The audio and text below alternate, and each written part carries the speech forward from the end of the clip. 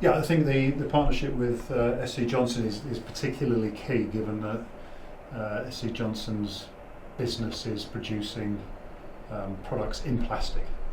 For them to, with Liverpool, obviously, to sort of encourage and educate the kids on how to recycle, sustainability, because they, as a company, practice that to the best of their abilities is key. Yeah, and more importantly, and I've said this a lot, and I say this a lot when I talk about football clubs. The relationship between the community and the football club has to be both ways. Liverpool Football Club doing something for the community because it's the right thing to do, rather than some kind of advertisement to get people to buy tickets, I think is key, and that is exactly what these. I was chatting, so I'm going off now, because when we were doing the photos, I was chatting to some of the kids around me. Some don't even know anything about football, but they're here learning something more important towards the local community and going forward beyond the community. So yeah, these are important days. And I think as well, in terms of what makes it more important is the Darwin itself, and the kids there who've just seen the pitch, and for a lot of them who've probably never seen the pitch before. Yeah. You know, to watch football now is an expensive day out for a lot of families. So to be able to bring the kids to Anfield is that little bit extra special, isn't it? In the whole way, not just remembering the message, but remembering where the message was delivered to them. Yeah, absolutely. As I say, it's a two-way relationship, and especially for the few kids there that didn't really know too much about football, they'll be able to go home and have a conversation not only on that recycling, but the fact they went to Anfield to people who would only wish that they were the ones coming to Anfield, game day or not. It's still a very special place. I suppose for you as well personally, you must learn a few things when you're listening to the talks, and what's on offer. You took your mind a little bit. Yeah, I mean let's be right with regards to sustainability and recycling. I know a bit, but I know everything. What impresses me more is the fact that the kids. I was watching them doing the projects in the workshop there. They were taking all the information on board. They were communicating with each other to help them take more information on board. And it's encouraging when you think that they can go home and continue this conversation. To the point, I missed a trick actually, because as we know with modern day football pitches, there's a lot of plastic involved in football pitches. So I could have brought that up with regards to recycling football pitches. But anyway. On another day. I suppose we are in Anfield, and you are a former Liverpool player, and the international breaks upon us, but Liverpool have just finished the first batch of fixtures. It's kind of known as in the game. What have been your thoughts so far in the season? It's obviously been one of frustration, perhaps not gone the way people would have imagined. What have been your thoughts so far on what you've seen? I think the frustration is the fact that there's been so many injuries, but that's in a sort of positive way means that when the injuries become fit again, or the injured players become fit again, then Liverpool will be back to the team that's capable of challenging for titles. So we saw with Thiago coming back into the side, the positive effect he's had. And that's not to say that the players that are in the team aren't good enough for Liverpool. I just think as with anything, when you take such a large number of top level players out of any side, you're going to have a slightly detrimental impact on it. But positively, players will get fit, especially with the international break now. It's a bit of time where the sports science team, the medical staff can get people 100% fit or as close as possible. So the next batch of fixtures are more encouraging. A lot's obviously been made of Trent Alexander's start of the season as a former goalkeeper. Watching the kind of the back four, a lot's been made of how his kind of attitudes have maybe dropped a little bit this season, where it certainly has. What have you made of his start? Have you noticed the difference on what you've seen before to now?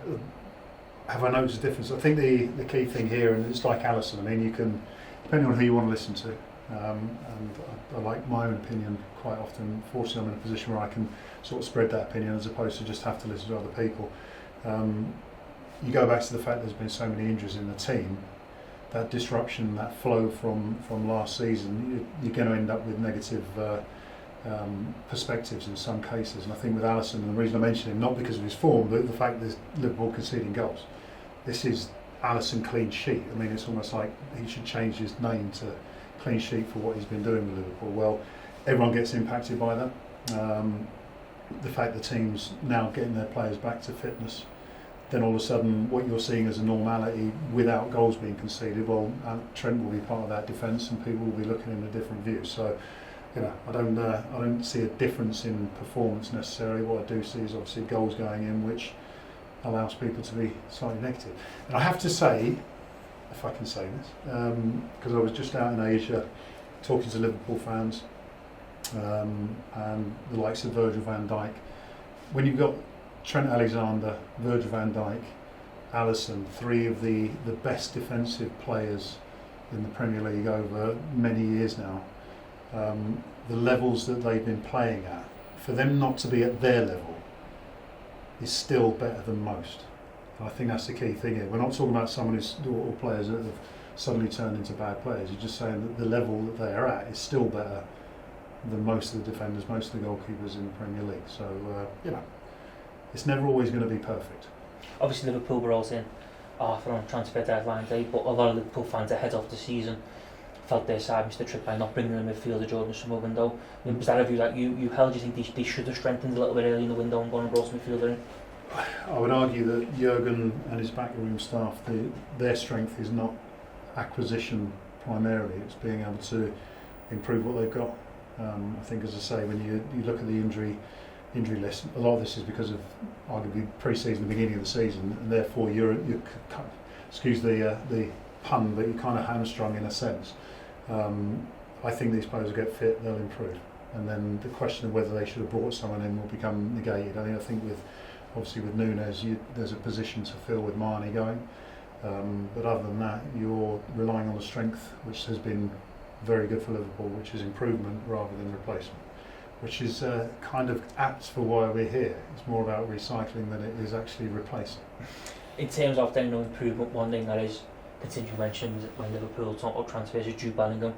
He's obviously excelled at Borussia Dortmund and it looks a shoe-in. Is he one who you hope Liverpool will go all out for next summer? And there's obviously going to be a lot of competition to fight his signature, but he does look a star in the future. Is he one that you hope Liverpool go all out for?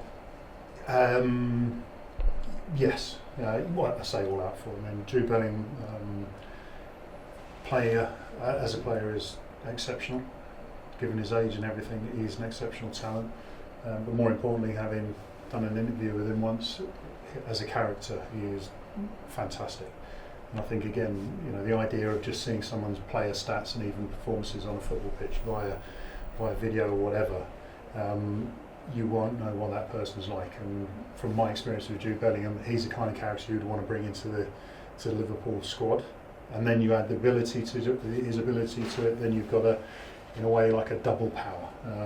If Liverpool decide to do that, but I'm not here to say that Liverpool should lose a player in placement for Jude Bellingham. I think with the quality of the squad, the quality of the coaching staff around them, then Liverpool have already got a side that's capable of competing. If they can add to that, then all well and good. Obviously, you are around fields, and when you look back on your Liverpool career, what type of force you get, what type of memories do you get? You were here at the club for a couple of years. Well, just saying, it may have been a long time ago, but no. When you sat down, sitting, looking back on the pitch that you used to play on, the memories must have come flooding back. It evokes anecdotes quite often. Again, as I say, I was in Malaysia talking to Liverpool fans, and so much of it is like, this happened, whatever. Being here now, unfortunately I've been here enough times since I played here to notice the gradual change to things. This new fantastic stands being built here, the architecture has changed.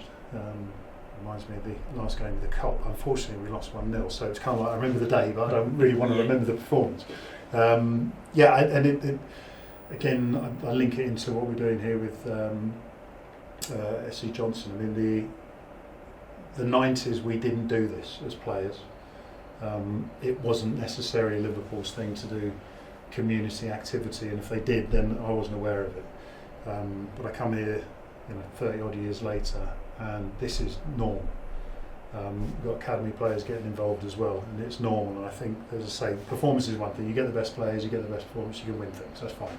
But if your football club isn't doing the right things beyond that, then it kind of it taints it a little bit. And what I see here at Liverpool, one of the positive changes is that they're actually doing the hard graft in the community, making the local fans understand what Liverpool Football Club is, and that's a club that cares about its community. And then I can go out to Asia, have a chat with my Asian Liverpool fans and friends, and talk to them about Liverpool being a great football club beyond their performance.